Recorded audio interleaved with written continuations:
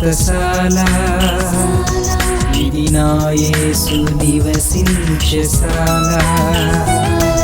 రాజులు, అధికారులు, ప్రధానులు, పెద్దలు అనుకోండి, మనము నెబుకద్నెజరు రాజు వలె రెచ్చిపోకూడదు. ఆయన రెచ్చిపోయి ఏం చేసుకున్నాడు చెప్పండి? గడ్డి తినేటట్టు చేసుకున్నాడు కదా. చాలామంది అనుకుంటూ ఉంటారంట, మేమంటే మామూలు మనుషులు అనుకుంటున్నారా?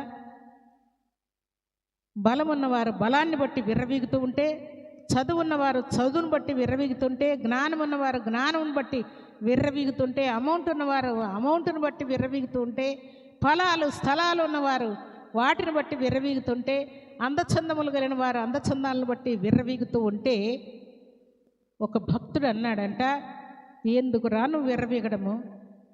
దేవుడు ఒకసారి ఊపితే నీ ప్రాణం బుద్ధి, ఎందుకు నువ్వు విర్రవీగడము అని మనుషులను గురించి ఆయన గద్దిస్తూ ఒక మాట చెప్పాడంట.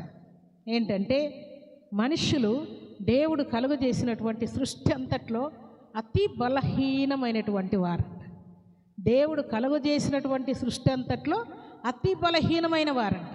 అంటే మనిషిని చంపడానికి కత్తి లేకుంటే కటార్లు, బాంబులు అవి ఇవి వేయాల్సిన అవసరం లేదండి. మనిషిని చంపడానికి ఒక జంతువులు, సూక్ష్మమైనటువంటి జంతువులు కూడా మనుషుల్ని చంపేస్తూ ఉన్నాయి. ఎందుకురా నువ్వు గందరగోళం కావడం అని చెప్పి ఆయన ఒక మాట చెప్పాడంట. అప్పటి కాలంలో, మన పెద్దల కాలంలో కలరా అనేటువంటి వ్యాధి వస్తూ ఉండేదంట. ఆ వ్యాధి వస్తే వాంతులు బేదులు పెట్టడం, ప్రాణం పోవడం అంతే.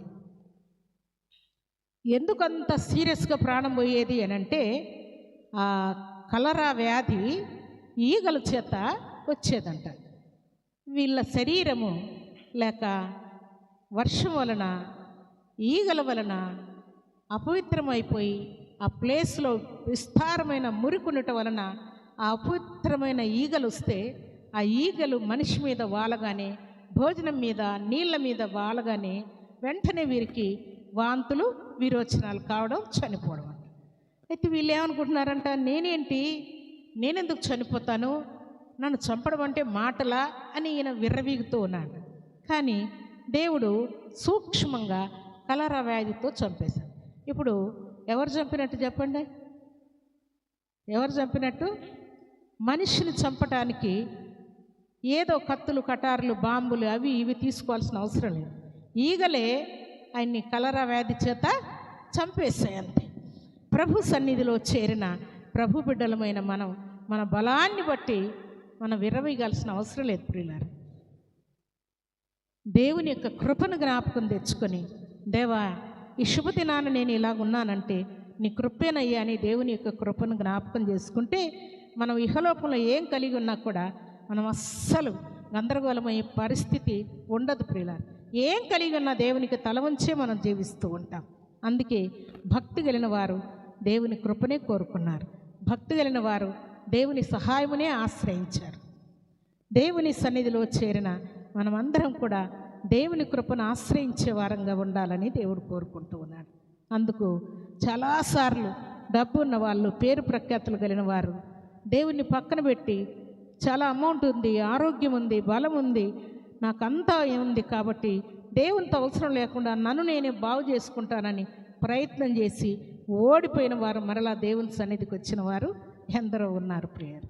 అయితే సర్వశక్తివంతుడైనటువంటి దేవాతి దేవుడు సెలవిచ్చిన మాట ప్రకారం మైకల్ జాన్సన్ అనేటువంటి వ్యక్తి చాలా విపరీతంగా డ్యాన్స్ చేసి అనేకులను ఆకర్షించుకున్నాడు. ఇంత పేరు ప్రఖ్యాతులు సంపాదించాను, ఇంత అందం ఉంది, ఇంత చక్కగా డ్యాన్స్ చేస్తున్నాను, అయితే నాకు రోగాలు రాకుండా జాగ్రత్త పడితే బాగుంటుందేమో, ఎక్కువ రోజులు నేను బ్రతుకుతానని తన హృదయంలో అనుకొని అన్ని వ్యాధులకు సంబంధించినటువంటి డాక్టర్లను పోషిస్తూ ఉన్నాడు. కంటి డాక్టరు, పంటి డాక్టరు, గుండె డాక్టరు, మరి కాళ్ళు, చేతులు, తల, మెదడు, మరి చెవి, అన్ని అవయవాలకు సంబంధించినటువంటి డాక్టర్లందరినీ ఇంట్లో పెట్టుకొని వారికి అమౌంట్ ఇచ్చి పోషించి జీతాలు ఇచ్చి పెంచుతున్నాడు. ఏ నొప్పి వచ్చిందంటే వెంటనే డాక్టర్ దగ్గరికి ఈయన వెళ్ళే పని లేదు, వాళ్ళే ఈయన దగ్గరకు వస్తారు. అంత అమౌంట్ ఆయనకున్నందుకు విస్తారముగా డాక్టర్ల దగ్గర పెట్టుకున్నాను. ఏదైనా ఒక అవయవం సర్జరీ చేయించాలి, ఈ కన్ను సరిగా లేదు, ఈ ముక్కు సరిగా లేదు, చెవి సరిగా లేదు, ఈ గడ్డం సరిగా లేదు, కొంచెం దీన్ని రూపుదిద్దితే బాగుంటుంది, ఇంకా కొంచెం అందంగా నేను తయారవుతాను అనుకుంటే వెంటనే వాళ్ళని పిలిపించుకోవడం, వెంటనే సర్జరీ చేయిస్తూ ఉంటాను. వాళ్ళని ఏ డాక్టర్ కూడా ఇంకా నేను బయటకు వెళ్ళాలనే అవసరం లేకుండా పెట్టుకున్నాను. అన్నీ పెట్టుకొని విస్తారముగా ఆయన ఆరోగ్యం కోసం అమౌంట్ లక్షలు కోట్లు ఖర్చు పెడుతున్నాడు. ఎందుకంటే ఆయనకి ఎక్కువ అమౌంట్ అట్లా ఖర్చు పెట్టి విస్తారముగా దాదాపు 200 ఆపరేషన్లు చేయించుకున్నాడు. ఎందుకోసం చెప్పండి? ఎక్కువ రోజులు బతకడానికి, అందంగా ఉండడానికి చేసుకున్నాడు.